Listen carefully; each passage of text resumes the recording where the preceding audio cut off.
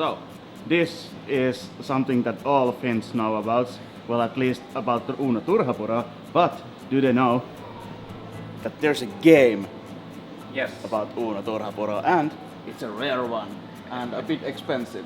Yeah.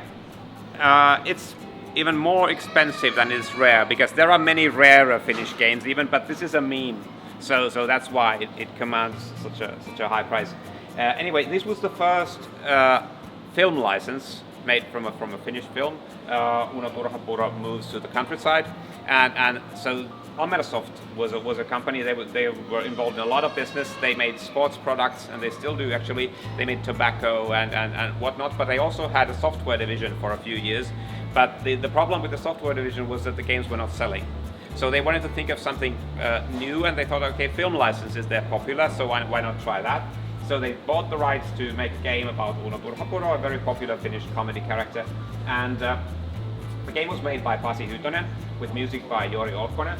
And the thing was that technically it's magnificent. It's very well made, but it's extremely difficult because he basically play tested the game himself, and he became better and better at it. So he thought, okay, this is too easy. Let's just crank up the difficulty just that bit more.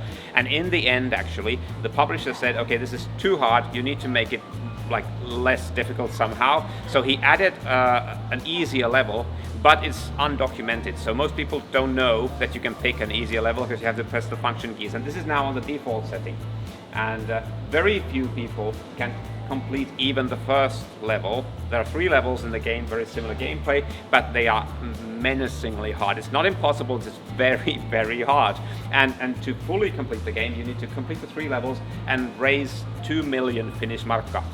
And the programmer himself even admitted that he didn't manage that before the game shipped. So yeah, but Pasi is a fun guy. He gave us his original copy of the game and some correspondence from the musician to him, because the funny thing is the guy who wrote the music, Jori Olkkonen and Pasi, they met for the first time here at the museum, because back in the day music was something that was commonly outsourced. Even though the guys usually wrote the games by themselves, they bought music from someone, or the publisher connected it. So the publisher bought the music and they just wrote the code that played the music and sent it on disk to the author of the game.